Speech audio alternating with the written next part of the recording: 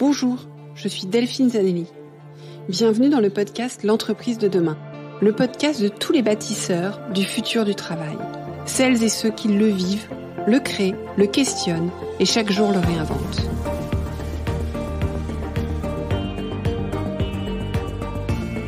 Une entreprise plus vertueuse et soucieuse de son impact social pour une société meilleure.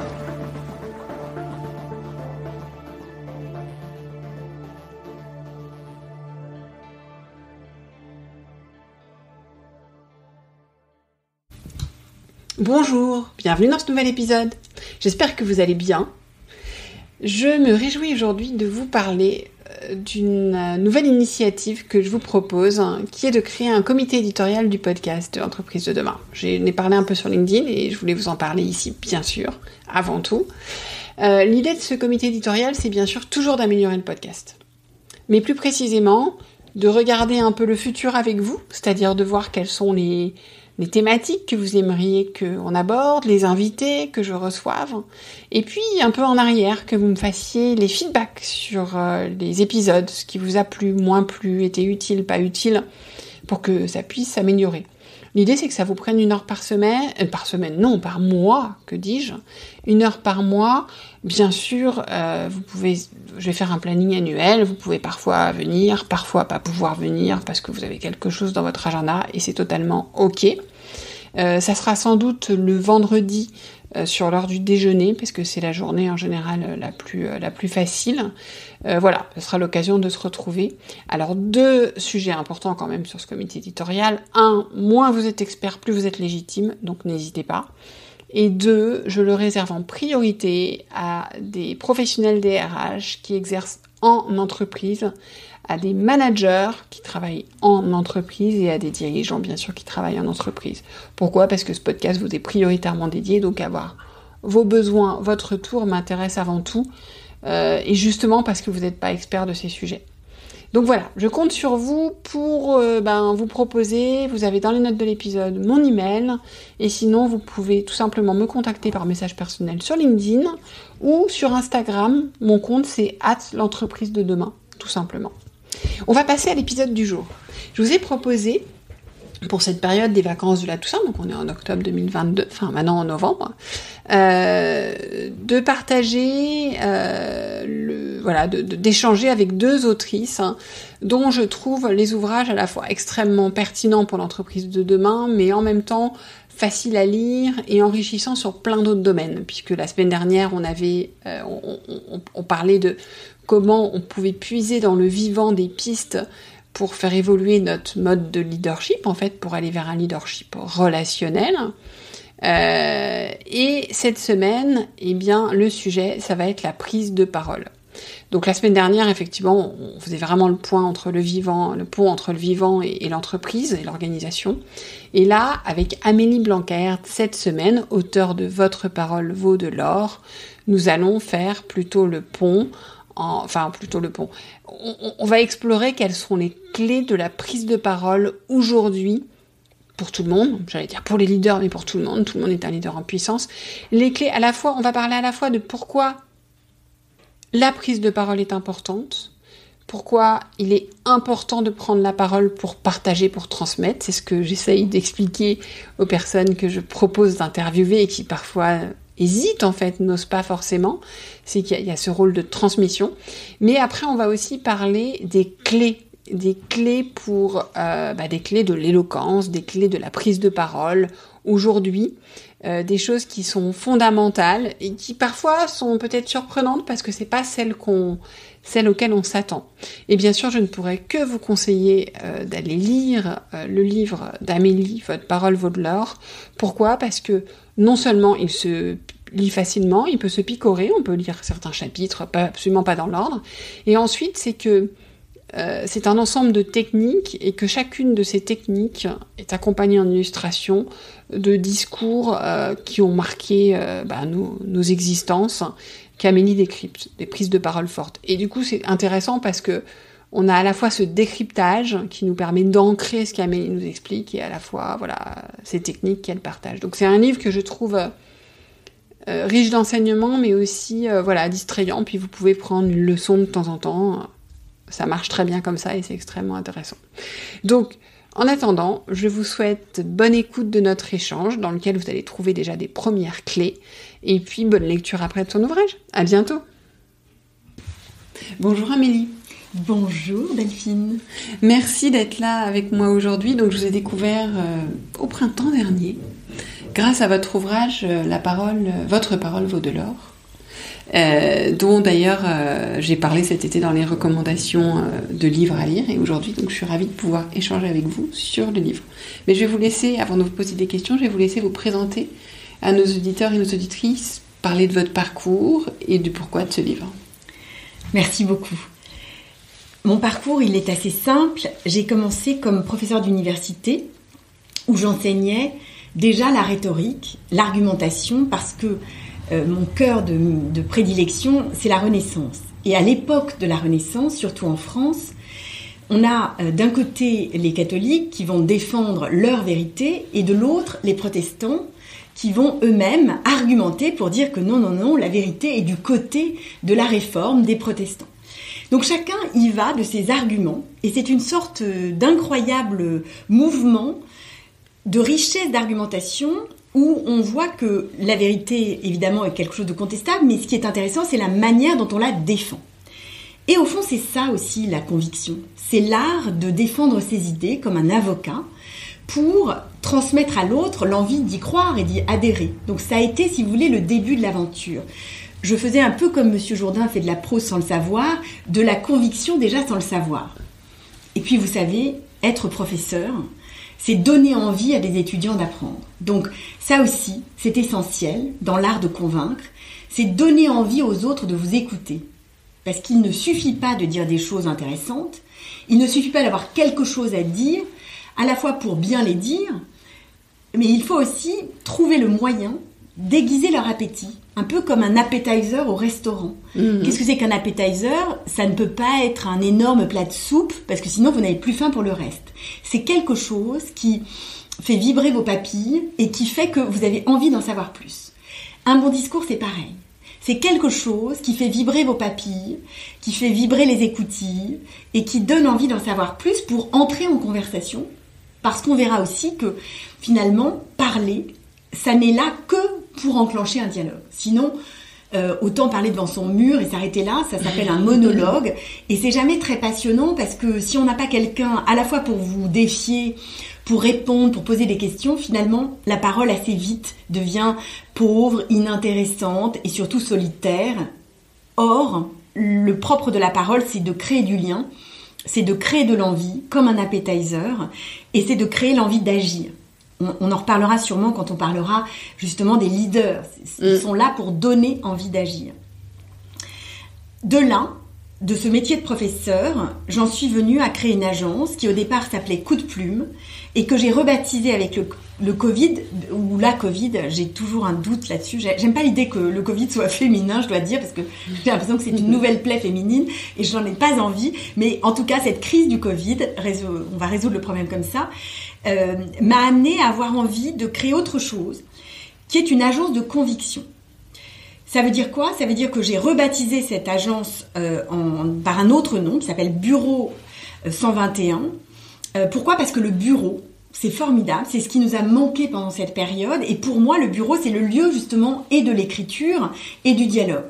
De plus en plus, d'ailleurs, les gens retournent au bureau, pas seulement pour produire des choses, mais pour se retrouver justement. Avec le télétravail, le bureau redevient un lieu d'échange et de dialogue. En tout cas, je crois que c'est sa nouvelle vocation. Et dans le mot bureau, vous savez, il y a quelque chose de très beau, parce que le bureau, ça vient de la toile de bure. Et la toile, le tissu, c'est la même étymologie que le texte. Et en fait, c'est ce que portaient les moines, mais c'est aussi, et c'est comme ça qu'est né le mot bureau, ce tissu qu'ils posaient sur une table. Et en fait, ils se sont mis, évidemment, à désigner par le mot bureau la table où l'on écrit, où l'on partage un repas. On revient à notre appetizer, parce que les mots et le repas, ça va très bien ensemble, on y reviendra. Et en tout cas, de là, c'est devenu la table, puis la pièce, puis un ensemble où les gens travaillent, et puis même parfois un pâté de maison. Donc c'est un mot gigogne. Oui. Et c'est un mot qui est intéressant parce qu'en fait, il a beaucoup de significations. C'est comme un millefeuille, il y a plein de strates. Et ça, c'est intéressant aussi. Donc mon métier aujourd'hui, c'est de diriger cette agence où nous avons 3 missions principales qui consistent à accompagner les dirigeants de 3 manières. Nous réfléchissons avec eux d'une part, nous les aidons par ailleurs à trouver les mots, trouver les arguments, parce que là aussi tout l'enjeu c'est d'avoir une parole simple, étayée, intelligente qui nourrit le dialogue. Et enfin, nous les accompagnons par des exercices filmés, par ce qu'on peut appeler du coaching, un accompagnement sur mesure pour trouver la bonne manière de dire. Donc notre passion dans cette équipe, c'est d'accompagner des dirigeants qui jouent un rôle clé dans la société pour les aider à être encore plus convaincants avec leurs équipes, mais aussi avec tous leurs interlocuteurs, à l'intérieur comme à l'extérieur. C'est ça notre métier. Voilà ce que je fais au quotidien. Et vous avez écrit donc cet ouvrage ? Oui, j'ai écrit cet ouvrage, Votre parole vaut de l'or, parce que j'ai parallèlement toujours cette activité de professeur, j'enseigne à Sciences Po, et si vous voulez, ce qui m'intéresse, c'est de transmettre. Et en fait, le but, c'était aussi de dire, aussi bien à des étudiants qu'à des chefs d'entreprise, à des salariés, à des citoyens engagés, que l'éloquence s'apprend. L'éloquence, ça ne naît pas de la cuisse de Jupiter. C'est quelque chose qui peut être un talent de départ, mais ça ne suffit pas. Et surtout, ça s'enseigne. Ça s'enseigne, ça se travaille, ça se cultive comme les carottes. Et c'est ça qui m'intéresse. C'était de dire à des gens qui ont peur de parler en public, surtout n'ayez pas peur, ou plutôt faites de cette peur une raison justement de plonger dans la piscine. Parce que moi qui en fais mon métier depuis 20 ans, je peux vous dire qu'il y a vraiment moyen de se perfectionner et surtout aussi d'y trouver du plaisir. C'est-à-dire qu'il faut transformer la peur en une sorte de moment intéressant, passionnant et assez libéré, assez décomplexé. Parce que je pense que une parole forte et vraie, c'est une parole qui vient du cerveau, mais qui vient aussi des tripes, qui vient du cœur. Et ça aussi, c'est une autre façon de voir les choses. Et j'aimerais bien transmettre ça. C'est le but de ce livre. Donc, livre que je vous conseille, j'y reviendrai, mais j'avais 2 questions pour vous aujourd'hui. La première, je fais écho au discours de Nicolas Dufourcq hier, au BIG, donc l'événement, le plus grand rassemblement d'entrepreneurs d'Europe qui a lieu à l'Accor Arena et qui avait lieu le 6 octobre dernier, où Nicolas Dufourcq expliquait que dans les transformations en cours, le thème était la métamorphose, que notre société est dans une métamorphose, et qu'à partir de là, les entrepreneurs, donc dirigeants, avaient ce devoir de parler de la transformation, de s'exprimer. Et là, tout de suite, je pensais à vous, je me suis dit, mais effectivement, il y a ce besoin d'expression par rapport à l'interne, on y reviendra, pour engager, mais il y a aussi ce besoin de communiquer à l'extérieur sur ce que fait l'entreprise, comment elle s'engage, ce qu'elle met en œuvre et pourquoi c'est important. Et je constate moi-même, en invitant des dirigeants à être interviewés, que certains sont aguerris, mais d'autres, parfois, sont surpris de ma proposition, même un peu effrayés, et se demandent s'ils sont légitimes. Et croyez-moi, vu les personnes que j'approche, ils sont plus que légitimes. Donc, quels conseils pourrait-on leur donner pour avoir le déclic, pour y aller, en fait, tout simplement ? Oui, c'est un très bon point. C'est-à-dire qu'effectivement, nous avons besoin d'entendre ces voix VOX et ces voix VOIES, qui sont des voix de transformation, des voix de courage, des voix qui vont porter énormément auprès d'une société qui a besoin de les entendre. Donc, mon premier conseil, c'est de dire « Nous avons besoin de vous. Ne restez pas dans votre grotte, nous avons besoin de vous. » Et c'est amusant que vous mentionniez la BPI parce que pour moi, la grande force de la BPI et de Nicolas Dufourcq, qui est vraiment le chef d'orchestre de cette formidable aventure, c'est d'avoir fait des entrepreneurs des héros des temps modernes. C'est de dire, quelle que soit la taille de votre entreprise, que vous soyez petit ou grand, que vous soyez David ou Goliath, au fond, nous avons besoin de vous pour faire bouger ce pays. Et vous portez aussi ce pays, vous en êtes la vitrine, les acteurs, la fierté. Et ça, je crois que ce message-là, il est assez novateur. On a aussi beaucoup de stéréotypes sur les patrons. On s'imagine des tas de choses qui parfois ne sont pas exactes. Et ce qui est intéressant, c'est justement de voir que nous sommes un pays avec des gens qui entreprennent énormément, qui prennent des risques. La plupart de ces patrons ont des vraies préoccupations d'engagement social, de transformation digitale, de transformation sociétale. Donc on a besoin de les entendre pour aussi donner un regard neuf sur l'entreprise et puis renforcer la fierté, l'engagement de tous ceux qui font confiance à ces patrons et qu'on ne connaît pas, c'est-à-dire des salariés ou des prestataires, des gens qui font partie de cette aventure. Donc je pense que l'écho de la parole des entrepreneurs peut être énorme, d'autant que ce sont des êtres dans l'action. Dans une entreprise, on agit beaucoup plus qu'on ne parle. Parce qu'on agit au quotidien, on a des exigences de rentabilité, on a des exigences de transformation, on a des exigences vis-à-vis de ses collaborateurs. En fait, on est tout le temps sous pression. Et on peut pas dire je le ferai dans 5 ans parce que ça marche pas. On est tout à fait délogeable et on doit avoir une force d'exemplarité. Donc c'est intéressant d'entendre ces gens qui ont les pieds dans le sol, dans le cambouis, qui sont là pour agir et transformer. Donc cette voix-là, on a besoin de l'entendre. C'est aussi la voix finalement de tout le monde. Tout le monde part le matin, enfin la plupart des Français vont le matin travailler, donc finalement c'est une voix qui leur ressemble aussi. Ça n'est pas une voix déconnectée du réel, c'est une voix très ancrée dans le réel. Donc je suis comme vous, je pense que c'est nécessaire et je leur dirais, allez-y, parce qu'on a besoin de vous, pardon, je me répète, mais c'est important. Et deux, vous pouvez vraiment transformer les choses aussi parce que ce que vous faites, il faut le raconter. Donc soyez aussi des conteurs de ce que vous faites parce que vous allez inspirer d'autres entrepreneurs et vous allez renforcer aussi le débat national, vous allez participer à un beaucoup plus large écosystème que le vôtre. Et puis troisièmement, dédramatiser la situation. Dédramatiser la situation parce que parler en public, ça n'est certainement pas tout dire. Au contraire, il faut assumer la frustration de ne pas tout dire. Donc vous ne passez pas sur le grill au sens où il faudra exposer en permanence toute votre stratégie, parler tout le temps. Non. Un leader a une parole rare.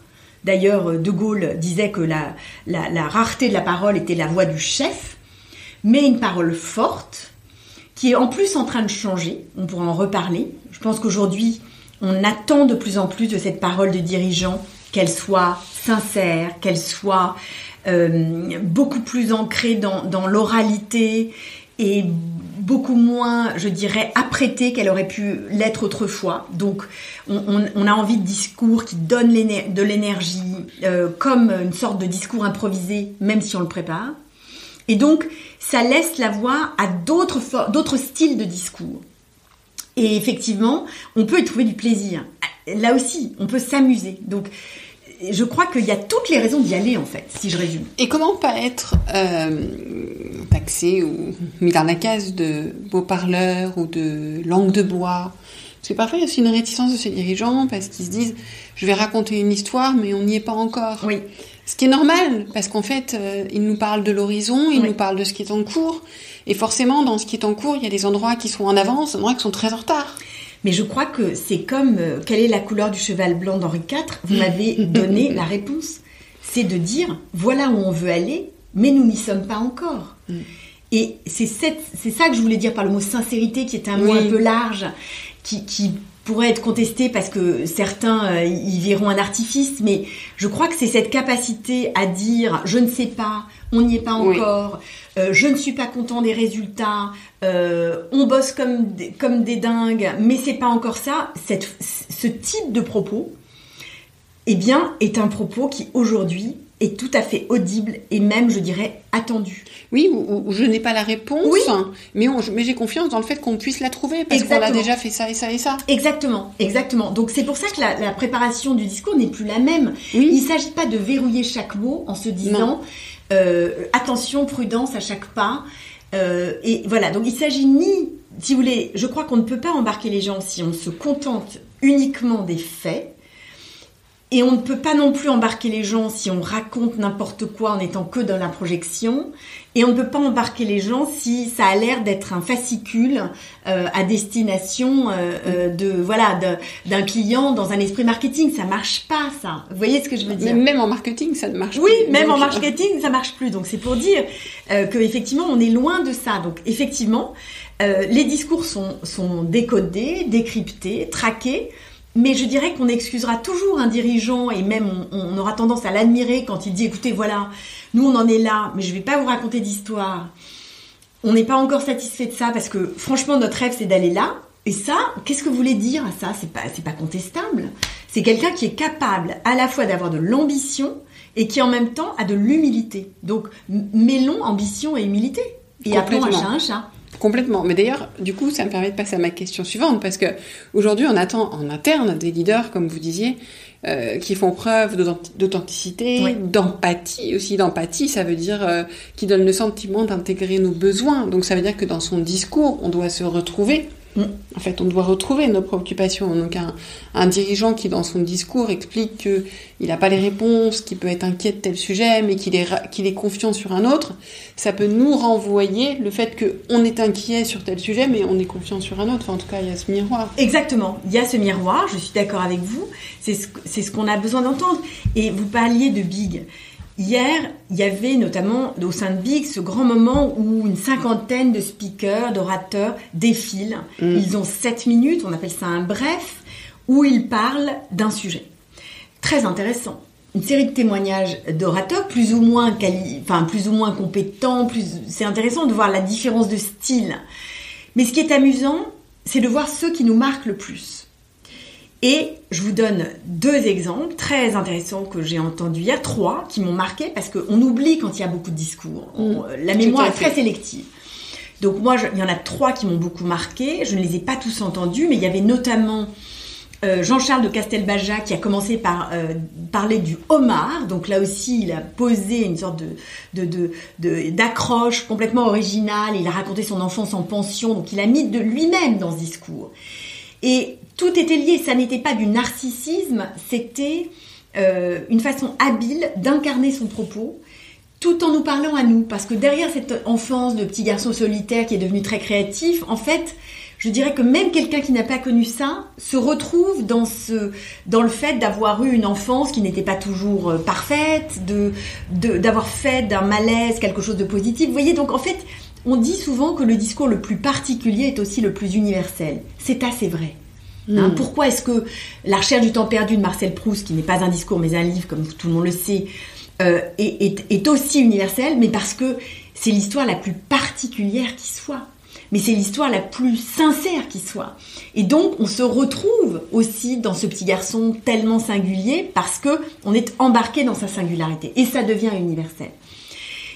Je vous disais Jean-Charles de Castelbajac, il y a une autre femme qui a créé Too Good To Go, oui. Hyper bien, et elle a mis une cape, ça a l'air de rien, mais à la fin elle a mis une cape verte, elle a incarné une sorte de Superman des temps modernes. Il fallait y aller, le ridicule ne tue pas, mais elle était extrêmement directe, extrêmement, comment vous dire, spontanée dans sa façon de parler. On avait presque l'impression qu'elle improvise. Et en même temps, tout ça était très cohérent par rapport à ses combats, ses engagements, son envie de bousculer les codes. Voilà. Et puis, un autre discours m'a beaucoup frappé, et je m'arrêterai là, parce que sinon ça va tourner au catalogue. Il y a tellement de gens intéressants.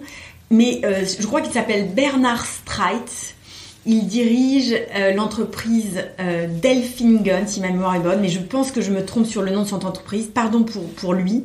Mais il a fait un discours absolument bouleversant sur son frère handicapé et sa façon de diriger cette entreprise à partir de cette donnée qui est la donnée de son histoire, d'avoir un frère handicapé et de devoir diriger une entreprise qu'il n'avait pas du tout prévu de diriger, entreprise familiale. Et donc on voit comment il a fait un discours totalement original, mais qui lui ressemble là encore. Et il parlait de ses engagements de façon extrêmement fluide, avec beaucoup d'humilité. Et il nous a tous bluffés dans cette salle. Donc, il y a des discours qui marquent plus que d'autres. Et souvent, la clé, c'est quoi ? C'est le storytelling, quand il est sincère, évidemment, qu'on parle de sa propre histoire, c'est encore plus fort. C'est l'émotion qu'il y a derrière. C'est parfois aussi le fait de raconter les moments où on a trébuché, sans que ça ait l'air d'être un passage obligé. Donc tous ces discours, vous voyez, à leur manière, ont eu cet art de savoir nous prendre à la fois par les tripes, par les sentiments, et en même temps par la raison. Et c'est cette alchimie si délicate, mais si intéressante qu'ils ont réussi à nous transmettre. Oui, tout à fait.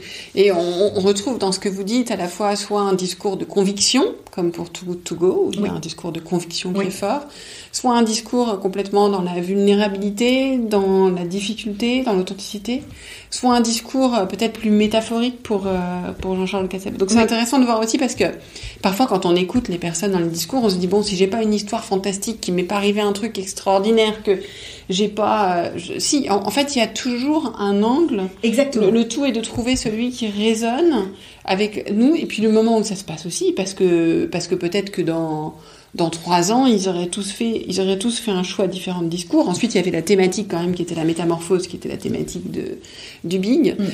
Donc voilà. Donc ça, je pense que pour nos auditeurs, c'est important d'avoir en tête que c'est quelque chose qui reste ouvert, en fait, qu'il y a beaucoup de pistes. Il y a énormément de pistes. L'important est de trouver son propre style, comme l'a dit Christine Lagarde lorsqu'elle est rentrée à la BCE. Elle a dit « Ne me comparez pas avec mon prédécesseur, j'aurai mon propre style ». Donc, ça veut dire quoi son propre style ? C'est ce qu'on a envie de raconter, c'est aussi la manière dont on va le raconter, le porter. Donc, je suis tout à fait d'accord avec vous. Il ne s'agit pas de singer une manière de faire, ni aucune d'ailleurs. Il s'agit évidemment de trouver quel est le ressort qu'on a envie de partager. Et aussi d'assumer la frustration de ne pas tout dire, j'insiste. Oui, c'est vrai. Pour trouver un angle fort, parce qu'il faut toujours partir du principe qu'un auditoire a 2 caractéristiques, à mon avis, importantes. Ça, ce serait aussi un conseil aux dirigeants que j'aimerais partager. Votre auditoire, d'abord, est en overdose d'informations. Aujourd'hui, nous sommes tout le temps sollicités, nous recevons 200 mails par jour, nous avons des pushs. On vit dans une ère très intéressante où l'information est partout. Donc ça, c'est une chance. Mais le résultat des courses, c'est que ce dont on est avide aussi, c'est de personnes capables de nous donner parfois une seule information, claire, cohérente, fondamentale. Donc de faire le tri de l'information. Et puis, deuxième caractéristique d'un auditoire, aussi éclectique soit-il, et vous allez voir que ça a un lien, c'est que l'auditoire à qui vous parlez est souvent fatigué. Il est surtout dans nos univers très actifs. Donc, le risque, c'est qu'il ne faut pas sous-estimer un public, mais il ne faut pas non plus le surestimer. Et cet auditoire qui peut être fatigué à toute heure du jour et de la nuit, y compris le jour, il faut le réveiller. Donc, on veut toujours être très intelligent. Je comprends, c'est une quête qui est la quête d'une vie. Mais à l'oral, le but est peut-être moins d'être très intelligent, il ne s'agit pas non plus d'être brillantissime si personne ne comprend rien, mais plutôt de se dire, si j'avais une chose fondamentale à leur dire, qu'est-ce que ce serait ? Et comment je vais pouvoir les réveiller, sachant que dans ce flot continu d'informations, finalement, ils n'ont aucune raison de m'écouter. Et vous savez comme moi que le titre ne suffit pas. Il ne suffit pas de voir le patron parle pour qu'on ait envie de l'écouter. Parfois même, c'est un handicap. Il y a des gens qui, dans un esprit singulier, vont jusqu'à contester l'autorité parce que c'est l'autorité. Alors, sans aller jusque-là, je dirais que l'autorité ne suffit pas. Il faut donner envie aux gens de vous écouter, que vous soyez président de la République, Premier ministre, dirigeant d'une entreprise de 50 000 personnes ou dirigeant d'une entreprise de 3 personnes. Dans tous les cas, le défi est le même. Donner envie d'écouter, réveiller son auditoire et l'embarquer. Et pour ça, on fait quoi ? Pour ça, déjà, on comprend que la logique n'est pas de tout dire. Donc, je mets une croix sur l'exhaustivité. Je mets une croix sur cette croyance qui consisterait à se dire la seule chose qui compte, c'est l'argumentation. Non, c'est pas la seule chose qui compte. Il faut dire moins de choses, il faut ne pas chercher à tout justifier. C'est pas toujours ce que les gens attendent d'ailleurs. Mais comprendre que c'est une alchimie entre de bons arguments triés sur le volet, mais aussi de l'émotion, mais aussi l'art de capter l'attention. Donc la logique n'est pas celle qu'on croit, bien souvent. C'est pas la logique du premier de la classe, c'est une autre logique. Et c'est pas la logique de l'écrit. Je vous donne une différence majeure avec l'écrit. À l'écrit, quand on rédige une disserte, on va progressivement poser la problématique en introduction, faire une première partie qui pose les enjeux, une deuxième un peu plus complexe, et la troisième, c'est le Graal. En tout cas, en disserte de philo, c'est ça qu'on vous apprend. À l'oral, c'est pas possible, parce que le temps que j'arrive à la troisième partie, les gens dorment. Tout le monde dort. Tout le monde décroche. On vous sourit poliment, mais tout le monde décroche. Donc, si j'ai pas compris que à l'oral, il faut commencer par la conclusion, je suis en zone de danger. Donc, vous voyez, il y a des techniques. C'est d'ailleurs le but de ce livre, Votre parole vaut de l'or. Tout à fait. C'est que je donne des clés qui, pour moi, semblent relever à la fois du bon sens, de l'expérience, de la manière dont je travaille avec des patrons depuis à peu près 20 ans. Et ils m'ont beaucoup appris. On apprend beaucoup des chefs d'entreprise. Donc, j'ai appris évidemment par les livres, mais j'ai surtout appris par mes clients. Et c'est ça qui est intéressant. Et ce qui est intéressant dans votre livre, pour les auditeurs et les auditrices, c'est qu'effectivement, il y a beaucoup de clés. Donc, c'est pas un livre qu'on est obligé de lire d'un bout en bout. On peut faire des choix. Donc, c'est un livre qu'on peut picorer, comme vous disiez tout à l'heure.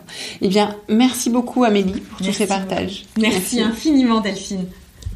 Merci pour votre écoute. J'espère que l'épisode vous a plu. Faites-le moi savoir en laissant des étoiles et des commentaires sur Apple Podcast. Cela me permet de le faire connaître, le podcast, et m'encourage à le poursuivre. Rejoignez-moi également sur le groupe LinkedIn L'Entreprise de demain pour échanger avec d'autres auditeurs, proposer des invités.